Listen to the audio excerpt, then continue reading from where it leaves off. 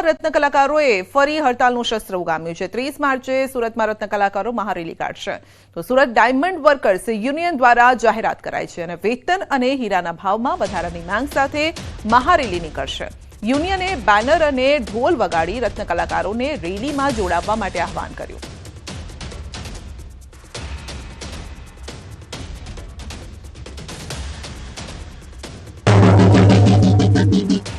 સાંભળો સાંભળો સાંભળો હીરાના કારીગરો સાંભળો હીરાના ભાવ વધારવા માટે હડતાલ પાડી છે।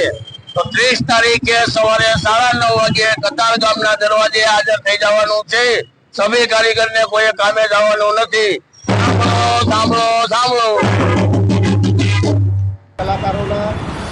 ગુજરાતનું આર્થિક પાટનગર સુરત અને સુરતનો સૌથી મહત્વનો ઉદ્યોગ હીરા ઉદ્યોગ છે।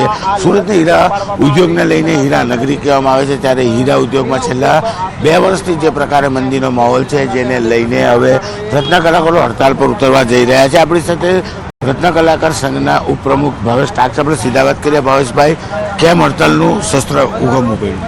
10 તારીખના રોજ અમે કલેક્ટર સાહેબને કીધું હતું કે હીરા ઉદ્યોગની અંદર કામ કરતા રત્ન કલાકારોનો 30% ભાવ વધારો કરવામાં નહીં આવે તો અમે હડતાલ ઉપર ઉતરીશું। ત્યારબાદ એવું પણ કહેવામાં આવ્યું હતું કે સરકાર રત્ન કલાકારોની મદદ કરે, પરંતુ આજે 17-18મો દિવસ છે। મુખ્યમંત્રી સાહેબે કીધું હતું કે 2 દિવસની અંદર એક્શન પ્લાન ઘડવામાં આવશે। એની કમિટીનું પણ નિર્માણ થઈ ગયું છે। પ્રફુલભાઈ પાનસેરિયા, હર્ષભાઈ સંઘવી, M.K. દાસ સાહેબ, બળવંતસિંહજી રાજપૂત, આ તમામ લોકોની એક કમિટીનું નિર્માણ જેમ જેમ માહિતી જોતી હતી અમે પૂરી પાડી છે। કલેક્ટર સાહેબે પણ રિપોર્ટ કર્યો છે। લેબર ડેપ્યુટી કમિશનર પાસે તમામ સંગઠનોની એક બેઠક મળે છે અને બેઠકની અંદર સર્વાનુમતે તમામ સંગઠનો સ્વીકારે છે કે રત્ન કલાકારોના ભાવ મોંઘવારી મુજબ વધવા જોઈએ। એમાં સુરત ડાયમંડ એસોસિએશન પણ આવી જાય છે। તો સુરત ડાયમંડ એસોસિએશને હજુ સુધી માલિકોને અપીલ લેટર કેમ નથી લખ્યો, એ સૌથી મોટો પ્રશ્ન છે। એટલા માટે આજે અમારે હડતાલનું શસ્ત્ર ભાઈડીમાં આવેલ વિબ્ગ્યોર હાઈસ્કૂલમાં એબીવીપી દ્વારા વિરોધ નોંધાવવામાં આવ્યો છે। તો છેલ્લા 1 મહિનાથી ફીના મામલાને લઈ વિબ્ગ્યોર સ્કૂલ ચર્ચામાં છે અને જે મામલે શાળાને FRCની નોટિસ પણ મળી છે અને છતાં પણ આ નોટિસને સંચાલકો ઘોડીને પી ગયા હોય તેમ લાગે છે, જેથી એબીવીપીએ સ્કૂલના મેઇન ગેટ પાસે ફ્લોર પર બેસીને વિરોધ નોંધાવ્યો। એબીવીપીએ કહ્યું છે કે શાળા નિયમ વિરુદ્ધ ફી ઉઘરાવી રહી છે। સ્કૂલની ફી FRCએ 1.30 લાખ નક્કી કરી છે, તો સામે સ્કૂલ વાલીઓ પાસેથી 4 થી 5 લાખ ફી વસૂલાઈ રહી છે।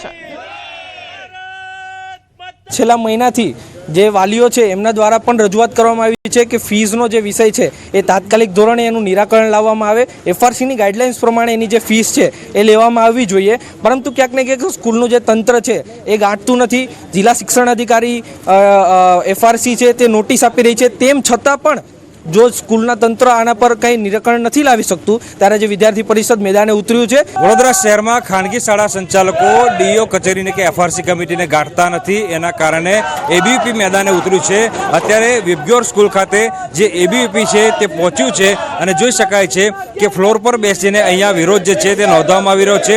ઉલ્લેખનીય બાબત છે કે વિબ્ગ્યોર સ્કૂલ સામે અનેકવાર વાલીઓ જે છે તે ફીના મામલે ઉઘાડી લૂંટની રજૂઆત કરી ચૂક્યા છે, પરંતુ DO કચેરીએ નોટિસ આપીને અને તેમજ 30,000નો દંડ ફટકારીને સંતોષ માન્યો છે, પરંતુ આજ દિન સુધી જે વાલીઓની માંગ જે છે તે સંતોષાઈ નથી। વડોદરા શહેરમાં ખાનગી શાળા સંચાલકો DO કચેરી કે પછી FRC કમિટીને ગાંઠતા નથી, એના કારણે વાલીઓની વેદના સાંભળીને આજે એબીવીપીએ મેદાને ઉતરવું પડ્યું છે અને ભાયલી સ્થિત જે વિબ્ગ્યોર સ્કૂલ છે તે વિરોધ પ્રદર્શન કરવામાં આવી રહ્યું છે। હાર્દિક દીક્ષિત, ન્યૂઝ 18 ગુજરાતી, વડોદરા। તો સ્કૂલ બહાર એબીવીપીએ કર્યા છે સૂત્રોચ્ચાર અને જે ફીનો મામલો છે તે મામલે વિરોધ થઈ રહ્યો છે, કારણ કે FRCએ નક્કી કરેલી છે જે ફી તેનાથી વધારે ઉઘરાવવામાં આવી રહી છે। એક તરફ વાલીઓ પણ નારાજ છે, બીજી તરફ એબીવીપીએ પણ ફી વધારો પાછો ખેંચવા માટે રજૂઆત કરી છે। રજૂઆત ન સાંભળતા તેઓએ વિરોધ કર્યો છે। પોલીસ પણ ત્યાં પહોંચી હતી, જેથી મામલો વધુ ઉગ્ર ન બને, ઘર્ષણ જેવી સ્થિતિ ન સર્જાય તેને લઈને પહોંચી હતી પોલીસ પણ। સ્વામીની ટિપ્પણી સામે માયાભાઈ આહિરનું નિવેદન। આ બફાટ કે ભૂલ નથી માયાભાઈનું કહેવું છે, આ છાપેલી વાત કરે છે। દ્વારકાધીશથી મોટું થવાની કોશિશ ન કરાય, સનાતન તોડો નહીં, સનાતનની સાથે રહો। વિનંતી કરીને એટલું કહું છું કે આ બફાટ નથી, આ ભૂલ નથી, આ તો છાપેલી વાતો એ લોકો કરે છે. આવું પુસ્તકોમાં છાપી નાખ્યું છે.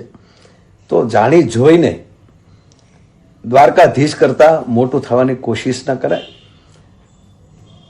અને પહેલી વાત તો એ છે કે હજી સુધી દ્વારકાધીશનો નેજો જે 52 ગજની ધજા જે ફડાકા મારે છે ને, એવી ધજા હજી બીજા દેવ ઉપર નથી લાગી, બીજા ભગવાન ઉપર નથી લાગી. અને આ ભગવાન છે, જગતગુરુ છે. કૃષ્ણમ વંદે જગતગુરુ યદા યદા હિ ધર્મસ્ય જ્ઞાન નિર્ભવતી ભારતમ. આ શ્લોકને તમે તમારામાં નાખી અને તમે એવો પણ એક સ્વામીજીએ વિડીયો મૂકેલો છે કે આ કોના માટે લખાણું છે, એના પણ કેટલા ખુલાસા તમે કર્યા છે. પ્લીઝ પગે લાગીને કહીએ છીએ, સનાતન તોડો નહીં, સનાતનની પૂજા કરો. તાલુકાના ખેડૂત એકતા મંચના પ્રમુખે અરવલ્લી કલેક્ટરને પત્ર લખ્યો છે. મેશ્વો જળાશયમાંથી નદીમાં પાણી છોડવા અંગે પત્ર લખ્યો છે. ઉનાળાની શરૂઆત થતા નદી કાંઠાના વિસ્તારોમાં કુવા અને બોર તળ નીચે જતા રજૂઆત કરાઈ છે. મોડાસા અને ભિલોડા તાલુકાના ખેડૂતોને પાણી મળે તે માટે માંગ કરાઈ છે. જો મેશ્વો ડેમમાંથી નદીમાં પાણી છોડાય છે તો આસપાસના 30 જેટલા ગામડાઓને તે પાણી મળી રહેશે. પાણીની અછત સર્જાતા ઘાસચારો અને પશુઓ માટે મુશ્કેલી ઊભી થાય તેવી સ્થિતિમાં કારણે પત્ર લખી અને પાણી છોડવા માટે માંગ કરી છે. મેશ્વો નદીની અંદર મેશ્વો ડેમનું પાણી છોડવામાં આવે તો મેશ્વો નદી કિનારે આવેલા 30 થી 40 ગામડાઓને ફાયદો થાય તેમ છે. આજુબાજુ વિસ્તારના લોકો, ખેડૂતોને ખૂબ ફાયદો થાય એમ છે. છોડાવી દે તેવી આગાહી. ગુજરાતવાસીઓ આકરી ગરમી માટે તૈયાર રહેજો. તો એપ્રિલ માસમાં વધારે ગરમી પડવાની છે. તો ગરમીનો બીજો રાઉન્ડ અત્યારે તમે જોશો, પરંતુ એપ્રિલમાં તો માથા ભારે ગરમી પડવાની છે. ચામડી દઝાડી દે તેવી ગરમી પડશે. મધ્ય ગુજરાત માટે એપ્રિલ મહિનો ખૂબ જ આકરો રહેવાનો છે. તો મધ્ય ગુજરાતવાસીઓ એપ્રિલ મહિનામાં સાચવજો. 10 એપ્રિલ બાદ પારો 42 ડિગ્રીને આપી શકે છે અને મધ્ય ગુજરાતના કેટલાક ભાગોમાં 42 ડિગ્રીને વટાવી શકે છે પારો. અમદાવાદ, આણંદ, નડિયાદના ભાગોમાં પણ વધુ ગરમી પડી શકે છે અને ઉત્તર ગુજરાતના ભાગોમાં પારો 41 ડિગ્રીએ પહોંચી શકે છે. સૌરાષ્ટ્ર કચ્છમાં પણ 10 એપ્રિલ બાદ આકાશી આફત રહેવાની છે. આગામી દિવસોમાં ભારે ગરમી, આકરી ગરમી પડવાની શક્યતા રહે છે, જેમાં મધ્ય ગુજરાતના ભાગોમાં મહત્તમ તાપમાન 10મી એપ્રિલ સુધીમાં લગભગ 43 ડિગ્રી 43 ડિગ્રી સેલ્સિયસ અથવા તો તેનાથી વધુ જવાની શક્યતા રહેશે. જેમાં વડોદરાના ભાગો, નડિયાદના ભાગો, આણંદના ભાગોમાં ગરમી વધારે પડવાની શક્યતા રહેશે. તો એપ્રિલની શરૂઆતથી જ વાતાવરણમાં પલટો આવશે. હવામાન નિષ્ણાંત અંબાલાલ પટેલની મોટી આગાહી. એપ્રિલની શરૂઆતે આંધી વંટોળનો પ્રકોપ રહી શકે છે. કેટલાક ભાગોમાં હળવો વરસાદ પણ થઈ શકે છે. માર્ચ અંત અને એપ્રિલ શરૂઆતમાં મોસમનો મૂડ બદલાશે.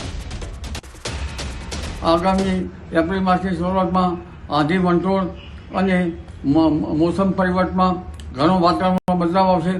જેમાં હમણાં લગભગ માર્ચ માસના અંતથી